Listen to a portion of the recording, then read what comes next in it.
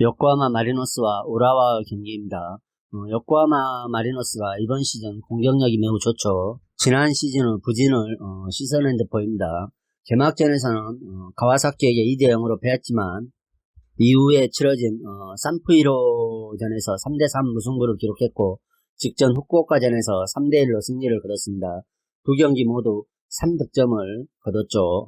특히 산프이로전에서도 페널티킥 2개를 내주며 무승부를 거뒀습니다. 게임 내용을 들여다보면은 요코하마가 거의 한 90% 정도는 압도적인 경기를 했다고 해도 과언은 아니겠죠. 특히 개막 일정에서 결장했던 외국인 자원들이 경기력 개선을 보이며 활약해주고 있어 매우 고무적이라 할 수 있겠습니다. 마르코스와 에우베르 개인 전술을 활용한 안정적인 기회 창출이 팀의 시너지 효과를 내고 있죠. 또 최전방에 마에다도 위험지역을 장악하면서 좋은 공격력을 선보이고 있어 특히 활발한 측면 조합의 공격력을 바탕으로 상대 위험지역에서 좋은 공격력을 펼치면서 승리할 수 있는 가능성이 많다는 평가입니다. 이에 맞선 우라와는 개막 이후 부진한 모습을 보이다가 직전 요코하마 FC에게 2대0으로 홈에서 승리를 거뒀죠. 하지만 지난 시즌부터 우라와의 흐름이 별로 좋지 않습니다. 따라서 이번 경기도 요코하마 마리노스에 비해 전력이 열세하다는 평가가 있죠. 특히 상대팀의 측면 공격을 수비수가 막아낼 수 있을지 의문이 되는 부분이며 최근 흐름으로 봐서 수비의 안정감이 기대이하고 상대의 공세에 수비에서 제대로 열세를 보이며 무너질 가능성이 크다는 평가입니다. 우라와가 원정에서 전력 열세로 인한 신중한 경기를 운영하겠지만 측면 수비진의 경쟁력 저하와 위험지역 장악 어려움이 맞물려 위기를 반복하죠. 반면 홈팀 요코하마 마리노스는 공격력을 완전히 회복한 모습이며 최근 일정에서 멀티 득점을 반복하고 있는 만큼 이번 경기도 수비 불안이 가속화되고 있는 우라와를 상대로 해서 충분히 승기를 잡으며 좋은 경기를 펼칠 수 있을 것이라는 생각입니다. 따라서 이 경기는 홈팀 요코하마 마리노스 승을 추천드리겠으며 마헨승까지도 충분히 노려볼만 하다는 생각입니다. 서울 이랜드와 전남의 K리그 2부 경기입니다. 서울 이랜드는 직전 김천 상무전에서 4대0으로 대승을 거두며 2연승을 달리고 있죠. 그리고 두 경기 연속 클린시트를 기록하면서 수비에서도 완벽한 모습을 보여주고 있습니다. 센터백이 절정의 수비를 과시하고 있고 중원에서 김선민과 장윤호가 동시에 배치되면서 상대가 더욱 쉽게 전진하지 못하는 보호벽을 치고 있죠. 따라서 이번 경기도 클린시트를 달성할 가능성이 높아 보인다는 생각입니다.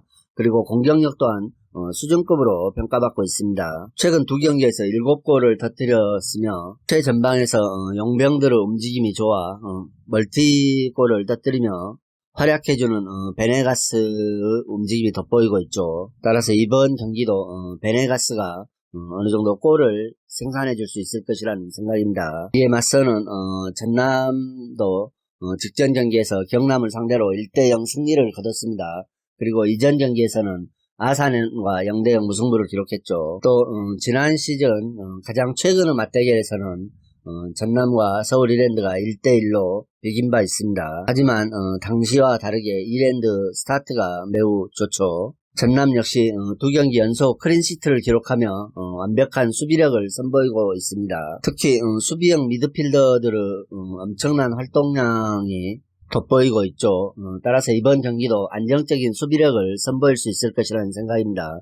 그러나 전남의 문제는 역시 득점력이 있겠죠. 일선에서 남한이와 이종호가 모두 침묵하고 있는 상황입니다. 따라서 이번 경기는 공수 모든 면에서 이랜드가 좀 더 우위에 있다는 생각이죠. 양 팀 다 수비적인 측면에서는 좋은 흐름을 보여주고 있지만 공격력에서 이랜드가 조금 더 우위를 선보일 수 있을 것이라는 생각이며 결정력 또한 이랜드가 앞서 있다는 생각으로 이 경기는 홈팀 이랜드 승을 추천드리겠습니다. 시미즈와 사간도스 경기입니다. 이 경기에서는 사간도스를 주목해 봐야죠. 리그 3연승을 기록하고 있습니다. 특히 직전 경기에서는 센다이에게 5대 0으로 승리를 거뒀죠. 최근 리그 3경기에서 한 골도 내주지 않고 무려 8골을 집어넣으며 리그 3연승 중에 있는 사간도스입니다. 지난 시즌에 비해 일취월장한 느낌이죠. 리그 전승과 무실점 경기, 그리고 부상으로 인한 결장 자원도 없으니 현재 사간도스 좋은 흐름을 대변해주고 있습니다. 지난 시즌에 홈팀 시미즈는 16위에 사간도스는 13위에 랭크되어 있죠. 두 팀 다 거의 바닥을 헤매던 팀이었는데 홈팀 시미즈도 개막전에서 가시마를 3대1로 잡아내며 이변을 연출했죠. 하지만 이후 일정에서는 매우 부진한 흐름을 반복하고 있습니다. 그리고 직전 세레소 오사카에게 2대1로 패배하며 분위기 자체가 침체된 모습이죠. 또 멀티 실점을 반복하고 있으며 중원 안정감이 떨어져 제대로 된 경기력을 펼칠 수 없죠. 따라서 다양한 실험을 하고 있습니다. 이전 라운드에서도 선발 출전한 자원들을 모두 교체시키면서 변화를 꾀했지만 잘 먹혀들지 않았죠. 그리고 중원의 수비 전환 안정감이 저하되면서 수비의 집중력이 떨어져 상대에게 멀티 실점을 내줄 수도 있을 것이라는 평가가 있습니다. 공격력은 어느 정도 좋은 평가를 받고 있지만 수비에서 불안한 모습이 연출되면서 경기 자체를 내줄 수 있을 것이라는 얘기죠. 자, 원정팀 사간도스가 이번 경기에도 멀티 득점을 하며 경기를 가져올 수 있을지에 관심이 모아지고 있습니다. 어제 우리가 제1리그를 살펴봤을 때 기상악화가 많이 있었죠. 기상악화로 인해 경기가 지연되고 경기력 자체가 잘 나오지는 않았지만 그래도 승리할 팀은 모두 승리해줬다는 평가입니다. 따라서 최근 대단한 흐름을 보이고 있는 사간도스도 지난 시즌 측면 조합에 의존했던 공격 전개를 완전히 개선하면서 말 그대로 돌풍을 일으키고 있죠. 공격 일선의 폭넓은 활약과 부분 전술의 완성도를 통해 득점을 해내고 있으며 수비진 또한 안정감을 유지해주면서 효과적인 역습을 활용해 득점을 해내고 있습니다. 따라서 이 경기는 원정팀 사간도스가 승리할 것이라는 생각이며 마이너스 1.0 핸디까지도 사간도스가 가져올 수 있을 것이라는 생각입니다.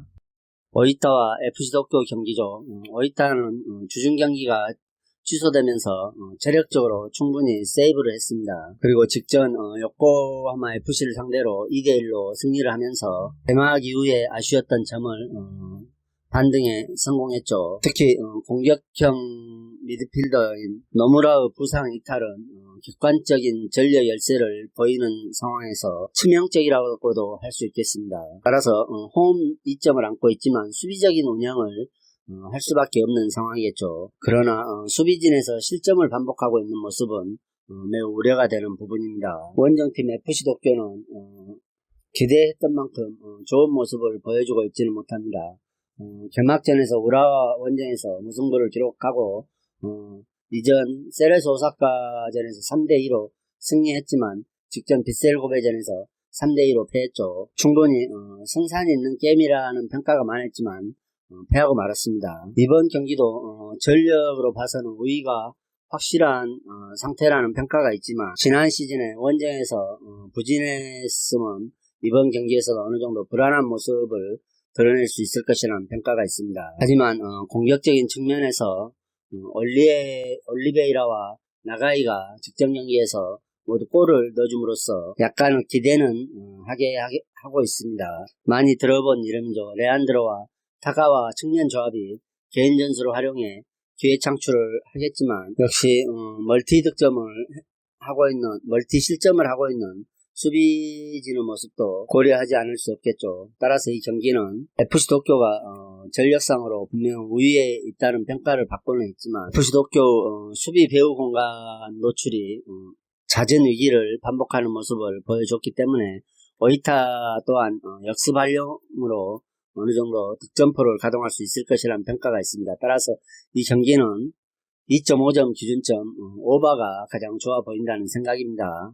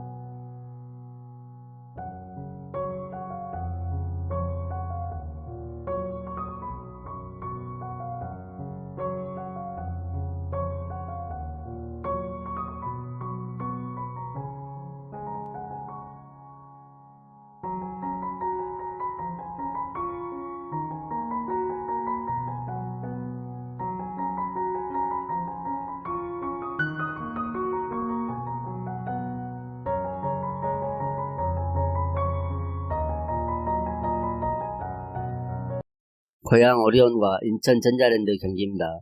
고양 오리온은 직전 전주 KCC에게 91대 66으로 대패하면서 3연승을 마감했죠. 이대성과 허일영의 야투가 전혀 먹히지 않으며 상대 송교창과 라그나에게 완패한 경기였습니다. 반면 인천 전자랜드는 원주 DB와 서울 SK에게 각각 많은 점수차로 승리하면서 2연승 흐름에 있습니다. 4연패의 부진한 흐름을 끊어내고 다시 연승 흐름을 타고 있죠. 최근 5번의 맞대결에서는 4승 1패로 오리온이 압도적인 우위를 보이고 있습니다. 오리온이 맞대결에서 4연승을 기록하고 있죠. 하지만 오리온이 직전 경기에서 보여줬던 모습을 이번 경기에도 보여준다면 전혀 승리를 장담할 수 없겠죠. 직전 경기에서는 허일영만 16득점으로 활약했을 뿐 KCC를 상대로 이대성, 이승현, 윌리엄스 모두 평소 같지 않은 모습을 보여줬습니다. 반면 인천 전자랜드는 동부와 SK를 상대로 대승을 거두며 팀이 재정비된 모습을 보여줬죠. 무릎 상태가 좋지 않았던 정효근이 조금씩 출전 시간을 늘려가면서 활약하고 있으며 김낙현 또한 부상에서 완전히 회복된 모습을 보여주고 있습니다. 따라서 전자랜드는 이번 경기를 승리함으로써 플레이오프 안정권에 들어서려고 하는 동기부여가 강하게 있죠. 그러나 최근 두 경기가 전자랜드는 상대적으로 하위팀을 만나 거둔 승리이기 때문에 이번 경기에서 오리온의 터프한 수비에 고전할 수도 있을 것이라는 생각입니다. 직전 오리온이 KCC전에 보여줬던 경기력은 KCC전에 속한 경기력이죠. 오리온이 전자랜드를 상대로 압도적인 우위를 가지고 있으며 현재 팀 구성과 조직적인 면에서 모두 오리온이 우위로 평가를 받고 있는 바 이번 경기도 오리온의 승리가 예상됩니다. 전자랜드를 상대로 오리온이 페인트존 싸움에서 우위를 보이며 충분히 승리할 수 있을 것이라는 생각입니다. 창원 LG와 부산 KT 경기입니다. 창원 LG는 직전 동부에게 67대 58로 패했죠. 이관희와 라렌이 활약해 주었지만 이 둘을 제외한 다른 팀원들의 공격 지원이 되지 않으면서 무력하게 패배하고 말았습니다. 이번 시즌 창원 LG는 공격 농구를 표명하고 나섰지만 역시 선수들의 공격력이 많이 떨어지는 편이죠. 그리고 가드진의 높이가 낮다는 점도 약점으로 평가되고 있습니다. 오늘 상대하는 KT 라인업 또한 스몰 라인업이라 라렌이 KT의 브랜드 브라운을 상대로 좋은 활약을 펼칠 수도 있겠으나 이관희 외에는 특별히 공격 루트가 없는 상태라 득점력 면에서 뒤질 수밖에 없을 것이라는 평가입니다. 이에 맞서는 원정팀 KT는 직전 경기에서 어제 경기를 치렀죠. 따라서 연속 경기 일정입니다. 어제 안양 KGC에게 68.4%라는 3점슛 성공률을 기록하며 크게 승리했습니다. 3점슛 19개를 던져서 13개를 성공시켰죠. 따라서 최근 6경기에서 5승 1패로 매우 가파른 상승세를 타고 있습니다. 역시 허훈과 양홍석 그리고 김영환으로 이어지는 국내 선수들의 강력한 공격력에서 충분히 우위를 점할 수 있을 것이라는 평가이며 용병 또한 국내 자원과 잘 어우러지며 조직적인 면에서 충분히 앞선 흐름을 연출할 수 있을 것이라는 생각입니다. 따라서 이번 경기도 득점력 면에서 KT가 많이 앞선다고 평가되고 있기 때문에 원정팀 KT의 승리를 예상해 볼 수 있겠습니다. 수원 삼성과 강원FC 경기입니다. 수원 삼성은 개막 이후 2연승을 달리며 쾌조 스타트를 보이는 듯 했으나 직전 수원 FC와의 원정 경기에서 0대0으로 무승부를 기록합니다. 수원 삼성이 쉽게 이길 수 있었던 경기였지만 승리하지 못하고 무승부를 기록했죠. 다만 개막 이후 3경기 동안 실점이 없이 경기를 치른 것에 대한 수비 조직력의 평가는 우수하게 나타나고 있습니다. 특히 센터백인 헨리가 빠진 상태에서도 수비 조직력이 나오고 있어 매우 고무적인 평가를 받고 있죠. 다만 득점력 면에서는 여전히 불안한 모습을 보여주고 있습니다. 특히 스트라이크 제리츠 컨디션이 올라와 주지 않고 있어 매우 걱정스러운 분위기죠. 하지만 고승범이 중원에서 안정적인 볼 배급을 해주고 있고 김민우나 염기훈 같은 선수들이 킥력을 과시하고 있기 때문에 최하위에 처져 있는 강원을 상대로 한 골 정도는 충분히 터뜨릴 수 있을 것이라는 생각입니다. 그리고 수비에서 잘 막아내면 승리한다는 이야기죠. 원정팀 강원은 이전 전북 원정에서 1대2로 패하며 리그 3연패에 빠져 있습니다. 또 3연패 기간 동안에 10점을 실점했죠. 따라서 수비 조직력 면에서 최악의 경기력을 선보이고 있다는 평가를 받고 있습니다. 따라서 이번 경기에서도 수원 삼성을 상대로 실점을 피하지는 못할 것이라는 생각입니다. 다만 공격적인 측면에서 스트라이커 김대원이 2경기 연속 골을 터뜨리며 해결사로 자리를 잡았다는 점은 매우 고무적이라 할 수 있겠습니다. 그러나 최근 수원 삼성의 행보가 3경기 동안 무실점을 기록하며 수비력의 절정을 과시하고 있기 때문에 김대원이 집중 마크를 당했을 때 이를 해결해줄 다른 해결사가 없다는 게 강원으로서는 매우 아쉬운 점이라 할 수 있겠습니다. 따라서 이 경기는 역시 홈팀 수원 삼성이 승리할 수 있을 것이라는 생각입니다. 수원 삼성 역시 득점력 빈곤에 시달리고 있지만 수비력만큼은 완벽하다는 평가가 있어 한 골만 선취하더라도 충분히 들어막을 수 있을 것이라는 생각입니다. 따라서 이 경기는 수원의 승을 추천드리겠습니다. 이상으로 경기 분석을 마치겠으며 여러분들의 좋은 결과가 있기를 기원하겠습니다. 그리고 오늘의 분석이 여러분들에게 조금이나마 도움이 되셨다고 생각하면 구독과 좋아요도 꼭 부탁드립니다.